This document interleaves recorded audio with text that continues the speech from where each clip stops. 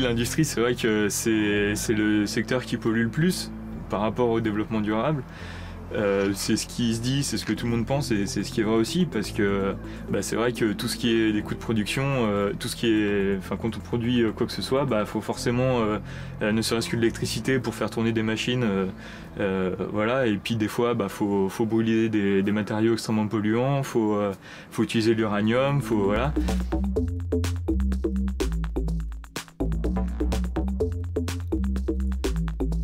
De l'écologie au respect de la planète, le développement durable s'immisce de partout et change les mentalités. Mais qu'en est-il dans le secteur industriel?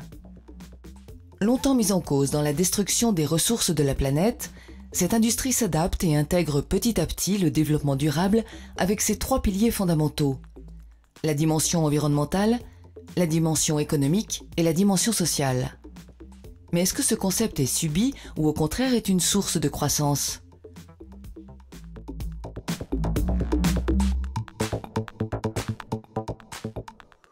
L'industrie et le développement durable sont par nature en conflit, puisque l'industrie, depuis 200 ans, depuis la révolution industrielle, s'est basée sur l'exploitation des ressources naturelles et que l'exploitation s'est faite de plus en plus importante et qu'aujourd'hui on a dépassé les limites de la planète. Donc oui, aujourd'hui l'industrie, le système industriel a dépassé ce que la planète peut supporter. Et le deuxième conflit, c'est que depuis longtemps, l'industrie, pendant longtemps, a rejeté ses sous-produits, c'est-à-dire les pollutions, dans la nature. Donc il y a tout à la fois le problème des ressources naturelles, où elles sont limitées alors que l'industrie est presque illimitée comme besoin, et des rejets de l'industrie qui sont les pollutions. Le couloir de la chimie dans la vallée du Rhône est une importante concentration d'usines chimiques qui a dû par nécessité se saisir de la question de la protection de l'environnement. À l'inverse des idées reçues, elle est fortement engagée dans le développement durable. Donc nous sommes ici sur la plateforme Rhodia de Belle Étoile et nous produisons en fait des polymères à base de polyamide à destination des marchés notamment de l'automobile. Bien entendu, Rhodia est tout à fait dans l'industrie chimique. On fait partie d'ailleurs de l'UIC, l'Union des industries chimiques. Et Rhodia est parmi les 2 plus grands groupes français actuels chimiques, avec Arkema. Peut-être que l'image, effectivement, n'est pas très bonne, mais on y travaille depuis des années. Rhodia est fortement impliqué dans son management sur le développement durable. Et de nombreuses initiatives, dans différents piliers du développement durable, sont lancées depuis des années dans notre groupe. Quand on parle de développement durable, en fait, le développement durable, c'est 3 piliers. C'est bien sûr l'environnement, incluant la sécurité, c'est la compétitivité, mais c'est également l'axe développement social. Alors, historiquement, si vous voulez, on était plus sur la partie procédé, process. Et le développement durable, je crois, nous a fait travailler, nous a fait aller un petit peu plus loin sur chacun des 3 volets que j'ai cités. Non seulement l'axe compétitivité, bien sûr, mais aussi l'axe environnement et l'axe développement social. L'industrie de la métallurgie fait partie des industries lourdes. Une fonderie, au-delà de l'utilisation des ressources de matières premières, peut impacter son environnement en générant pollution et nuisances. La transformation de produits en masse doit aussi bénéficier d'une approche durable. Chez Bariol, nous fabriquons des pièces pour le poids lourd, le TP, un peu pour l'automobile. Des pièces en acier forgé. Alors nos pièces vont de 3 kg pour l'automobile à 600 ou 700 kg pour le TP. Donc effectivement, c'est de la grosse industrie. Alors on a beaucoup œuvré sur les économies d'énergie, avec une tournée d'énergie, de manière à faire le tour de l'usine et de stopper toutes les énergies dont on n'a pas besoin. C'est devenu presque un petit challenge entre les employés, parce qu'on essayait de faire en fait le minimum de consommation. On relève tous les lundis matins la consommation du week-end. Et là, chaque personne qui a fait la tournée la semaine d'avant, on dit « Ah ben tiens, moi je suis arrivé à 120 kW, ben moi à 140, moi 130, qu'est-ce que tu as fait? Ben, j'ai coupé telle machine, telle autre, etc. » Et du coup, on en est arrivé là, en fait, à presque un challenge inter-ouvrier. La consommation à vie de l'entreprise, par exemple, avant la tournée d'énergie, était d'environ 5 à 600 kWh. On s'aperçoit, après la tournée d'énergie, qu'on tombe à 130, 150 kWh, si vous voulez. Donc, un gain important à l'année qui représente en gros 40 000 €. L'équivalent d'environ 5% de la facture d'électricité.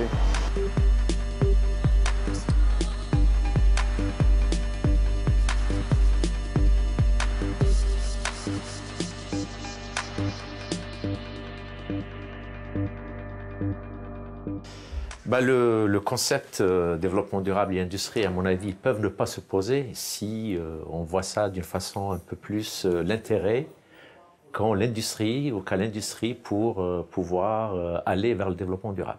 Effectivement, on ne peut pas produire sans consommer de l'énergie, donc ça c'est évident.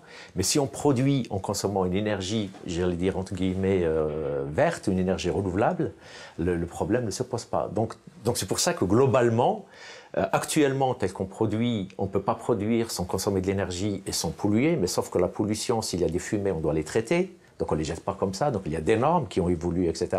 Et s'ils sont respectés, on peut dire effectivement que le développement durable, ou je parle plutôt environnement, que environnement et production peuvent aller ensemble. Avec plus de 2 millions de petites et moyennes entreprises industrielles, ce secteur doit faire face à la difficile équation développement durable et taille d'entreprise afin de s'inscrire dans cette mouvance de façon positive.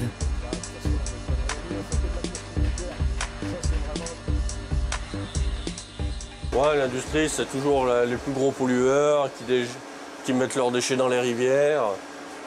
Ça a eu été le cas, mais il y a quand même énormément d'efforts. D'abord, on est obligé par l'Europe, par la France, enfin, et puis on est quand même un peu conscient dans l'environnement où on travaille. On sait très bien, on est content de respirer de l'air pur, d'aller se promener le week-end dans des champs verts. On sait ce qu'il faut faire pour pas... Si chaque personne qui est dans ce métier, il faut quand même qu'elle soit un peu concernée, hein, parce que rien qu'une machine comme ça, si je m'amuserais à acheter mes eaux usagées dans les égouts, c'est vraiment pas propre. Il faut quand même un peu s'investir un minimum pour l'intérêt de l'entreprise et puis de la planète. C'est quand même pas un geste inutile. Tiens, Carlo, regarde. Je vais changer ma méthode de fabrication. Là. Le Sakin Pro, ça va pas. Ce que je vais faire, je vais aller... Alors, on est une entreprise de mécanique générale. Donc, le but, c'est de fabriquer des pièces métalliques ou plastiques pour divers secteurs d'activité, comme par exemple l'automobile, l'aéronautique, etc., etc. Voilà. On est dans un secteur qui a très mauvaise réputation parce qu'on est soumis à des contraintes de fabrication qui respectent pas vraiment la nature, hein, faut le dire. Mais après, c'est quand même bien de faire des efforts pour limiter un petit peu tous ces rejets par rapport aux grosses industries, ou même nous, en tant que petite société, on fait quand même des déchets et c'est quand même intéressant de pouvoir faire évoluer les choses dans le bon sens.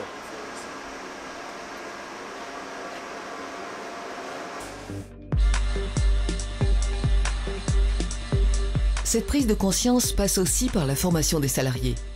La formation continue répond à la demande des industriels vis-à-vis des salariés et intègre de plus en plus une sensibilisation à l'éco-citoyenneté dans leur formation. C'est souvent là la première rencontre avec le développement durable. Ici, sur le campus de Saint-Étienne, j'anime la formation de fraiseurs et fraiseuses sur machines conventionnelles et à commande numérique. C'est une formation qui dure 30 semaines avec 3 semaines de PAE, de période d'application en entreprise.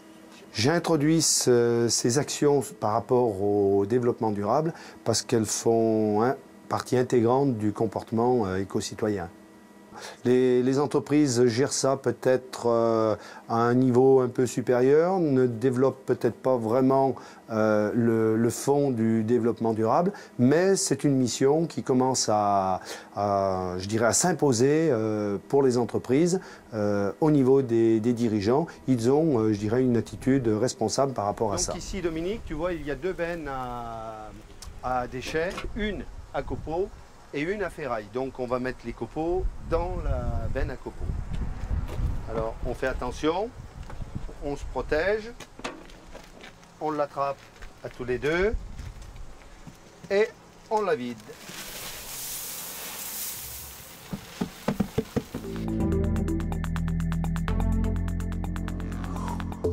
La communication verte, le marketing vert ou plus simplement le greenwashing a envahi la communication industrielle. Les messages semblent nous présenter une industrie en harmonie avec son environnement.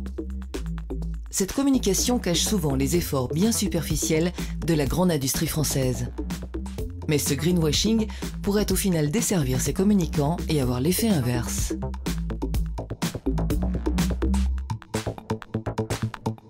Beaucoup d'entreprises font de la communication autour du développement durable. Il faut bien reconnaître que 80% c'est du greenwashing. C'est-à-dire c'est de la fumisterie. Il y a peut-être 20% de vrai. Et malheureusement, aujourd'hui, la réglementation de la publicité ne permet pas de faire le tri entre le faux et le vrai. Mais la plupart du temps, les entreprises, effectivement, valorisent des efforts qu'elles sont obligées de faire, mais qu'elles le présentent sous le thème de développement durable, alors que derrière, c'est la rentabilité de l'entreprise et de l'image de l'entreprise, parce que vous achetez aujourd'hui un produit parce qu'il est porteur de valeur.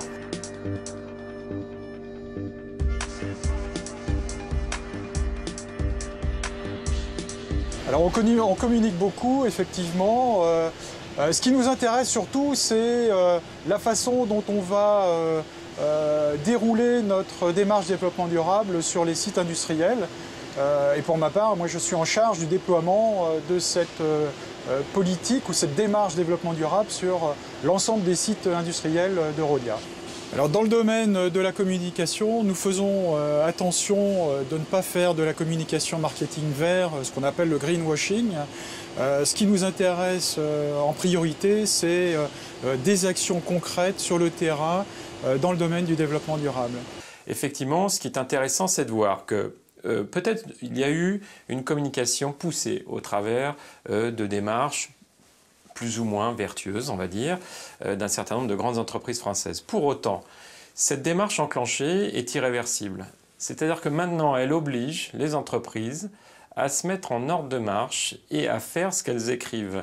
Et je vous rappelle, en 2012, la loi va obliger les entreprises du CAC 40 notamment à non seulement rédiger un rapport de développement durable, mais en plus à le justifier.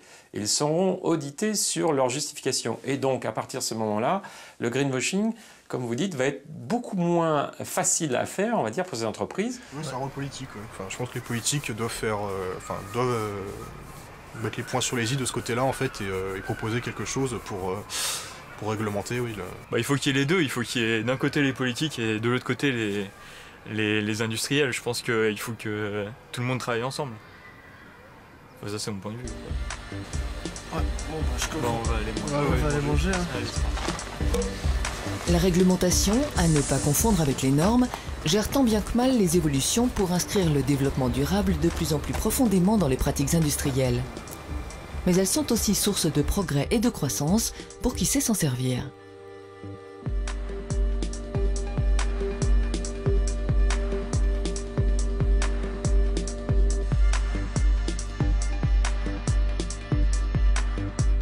Alors, on subit effectivement aujourd'hui une réglementation qui peut par moment être un petit peu trop invasive et trop, comment dire, je veux dire, on a énormément de réglementations et on sait aujourd'hui un petit peu que trop de lois tuent les lois globalement. Donc à partir du moment où il y a trop de choses qui sont demandées, les gens ne respectent plus grand-chose dans le final, quoi, hein. Alors c'est vrai que des manœuvres telles qu'on peut les connaître aujourd'hui sont un peu déstabilisantes par rapport à des investissements qui doivent se faire sur des périodes beaucoup plus longues. Alors c'est vrai qu'aujourd'hui c'est pas facile en fait de faire un choix, de se prononcer, d'essayer de s'orienter par rapport à quelque chose qui aujourd'hui fait l'objet de beaucoup de controverses. Mais bon, on va quand même toujours essayer d'aller dans le meilleur choix possible en fait, hein. L'industrie automobile et ses sous-traitants se mobilisent pour le développement durable sans obligatoirement attendre les réglementations. Les voitures vertes commencent à faire partie de notre paysage et impactent durablement cette industrie. Ces productions de masse pèsent fortement sur notre planète.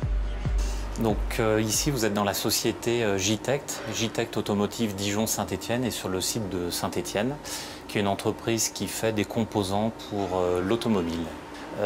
Un de nos actionnaires majoritaires est Toyota et c'est vrai que nous, ainsi que Toyota, une des priorités c'est le développement durable.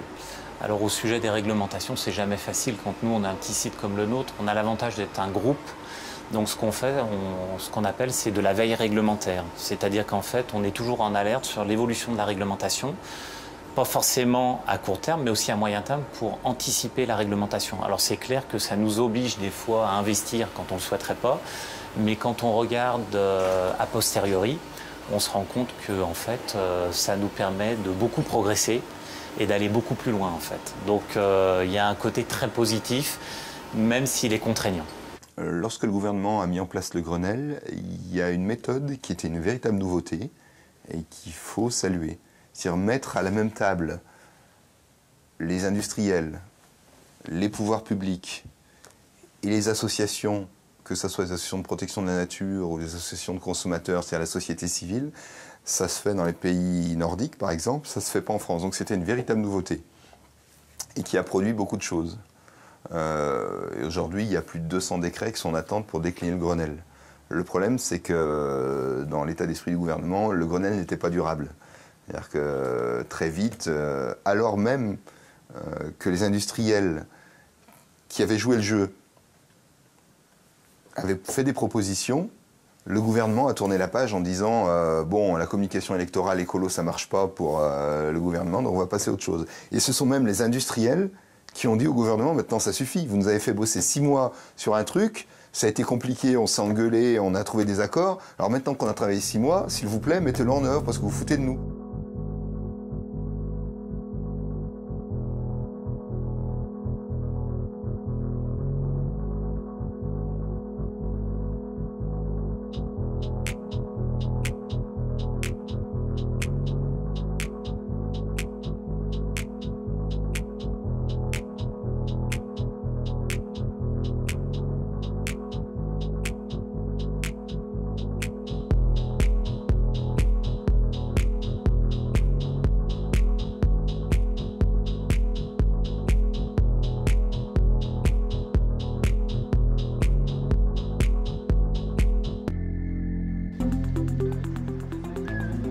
Le développement durable a nettement progressé dans les entreprises depuis que celui-ci est synonyme de croissance.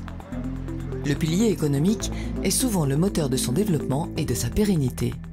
Si certaines zones émergentes comme l'Asie, la Chine, l'Inde ont pris une petite longueur d'avance en termes de compétitivité qu'on arrive à comprendre, l'Europe, et en tout cas la France et notre groupe, comptent rattraper cette petite longueur d'avance qu'ont pris certains pays via le développement durable. Parce que c'est un service, c'est un progrès qu'on va pouvoir proposer à nos clients et que nos clients vont acheter, entre guillemets.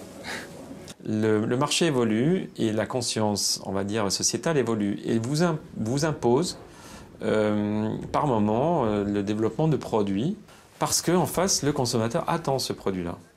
Et donc, très clairement, l'économie elle va se faire à partir du moment où vous aurez une réponse sur le marché.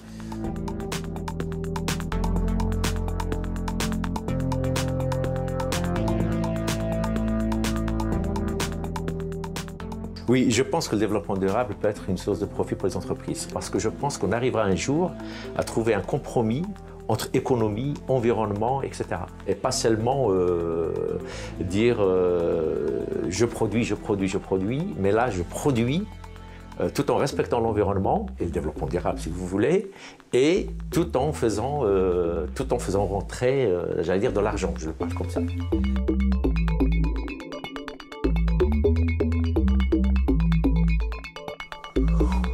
Il y a aussi donc toute une culture, je pense, du consommateur qui, petit à petit, donc il y a la partie développement durable, l'étiquetage des produits, etc., qui vont, à mon avis, pousser vers la consommation, vers des produits plus, si on peut dire entre guillemets, responsables, ou produits d'une façon responsable. L'expérience qu'on a aujourd'hui montre que quand on offre à quelqu'un la possibilité d'acheter un produit qui soit plus écolo, cette personne, il y a 2 cas de figure. Soit il y a une différence de prix qui fait que soit c'est pas accessible tout simplement, soit ça met en cause d'autres comportements de consommation, et la différence de prix fait que la personne reste sur ses gestes de consommation classiques. Mais à un niveau de prix égal, effectivement, la personne ira vers une consommation avec un label plus écolo, et qui généralement est corrélé avec une meilleure qualité, parce que derrière, elle sait que elle le gardera plus longtemps, c'est moins destructeur pour l'environnement.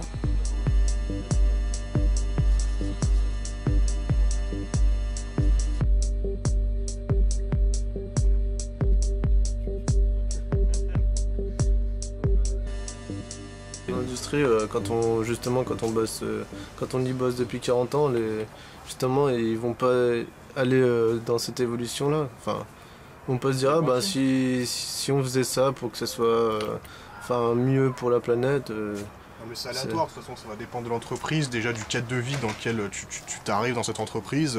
C'est sûr qu'une entreprise qui est un petit peu mal au moment où tu arrives dedans, elle va pas avoir envie de faire des investissements ou quoi que ce soit de ce côté-là. Le pilier social du développement durable est celui qui est le moins compris. Il intègre la prise en compte des personnes et de leurs faiblesses en envisageant les rapports sociaux comme équilibrés et justes.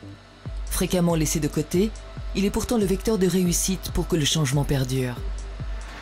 La hiérarchie au-dessus de moi devrait donner l'exemple avant moi, je suppose. Moi, je suis là pour le faire au niveau de l'atelier, mais bien avant moi, il y en a d'autres, il faut qu'ils montrent l'exemple. Il y a plusieurs voies qui pourraient être améliorées. Ah ben si, il faudra en discuter, il faudra avoir du dialogue, des échanges pour améliorer tout ça. Bien sûr que si. Il faudra déjà connaître les voies que la société veut suivre exactement, et puis après, développer tout ça, y améliorer. Parce que souvent, c'est les gens du terrain qui ont des idées et... Le point le plus important, c'est la sécurité. C'est-à-dire que quand on fait une information du personnel, que ce soit une information mensuelle ou annuelle, le premier point qu'on rappelle aux gens, c'est la sécurité. Votre sécurité, c'est la priorité de l'entreprise. Pourquoi? Parce que pour l'entreprise, il est important que les salariés se sentent bien dans l'environnement dans lequel ils travaillent. Se sentir bien, c'est se sentir en sécurité. Donc sécurité physiquement, mais sécurité aussi psychologiquement. Donc c'est vraiment pour nous le point numéro 1. J'étais récemment à une conférence donnée par la FNOR. Il y avait une entreprise de la région, très grosse entreprise de la région grenobloise, qui est centre pilote pour le management de l'énergie. Qu'ont-ils constaté? Premièrement, c'est qu'effectivement, en travaillant ce système de management de l'énergie, ils ont travaillé à des réductions importantes de coûts. Donc on touche la partie économique. Ça, ils l'ont fait aussi en économisant l'utilisation de sources d'énergie, donc on touche la partie environnementale. Mais tout ça s'est fait parce qu'au sein de l'entreprise, ils avaient mis en place un système de fonctionnement au sein d'une équipe transversale qui regroupait à la fois des techniciens, à la fois des cadres et à la fois des employés de l'entreprise. Et donc tout ça a permis à l'entreprise en question à avoir un gain substantiel, une économie qui a été redistribuée d'ailleurs sous forme de primes à ses salariés. Enfin, une partie intègre son résultat, mais surtout a permis de faire vivre un système au sein d'une entreprise et qui a été perçu très favorablement par l'ensemble du personnel.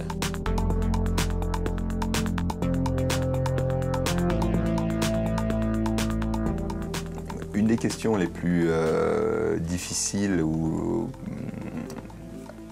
à aborder pour agir, c'est qu'il n'y aura pas de développement durable sans salaire juste.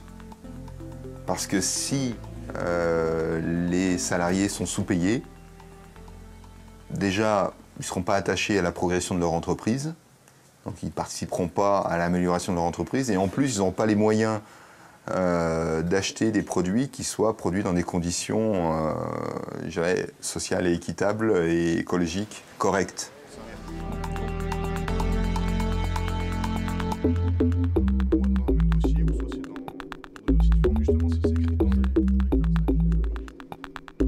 Moi, vu la conjoncture actuelle, je dirais, je vais commencer par me dire, on verra bien là où je trouve du boulot. Et après, une fois que j'aurai déjà un peu d'expérience, un peu de connaissances, tout ça, j'irai plutôt voir du côté de la recherche pour l'énergie, du côté des panneaux solaires, ou enfin je sais pas exactement quoi encore, parce que peut-être qu'il y aura des nouvelles choses qui seront faites d'ici là. Oui, je pense qu'on peut sûrement avoir une influence en fait, surtout que, en tant que jeune, on représente plus ou moins la relève en quelque sorte de l'entreprise dans laquelle on va travailler. Donc si des gens voient qu'on est sérieux dans notre travail, qu'on va apporter quelque chose à l'entreprise, ils vont forcément plus coller à nos idées, et en fonction de comment on amène les idées justement dans cette entreprise, on peut peut-être en quelque sorte contaminer les autres et les pousser un petit peu à retourner vers un mode de vie plus tourné vers le développement durable. Même si l'industrie devient de plus en plus éco-responsable, même si les progrès technologiques améliorent les méthodes de fabrication, même si nous arrivons à un 100% recyclable, La question fondamentale est la demande de consommation. C'est aux citoyens de s'interroger sur comment et pourquoi consommer. Ce changement implique que chacun se situe entre besoins et nécessités. Ne pas piller notre planète est l'enjeu de ce siècle.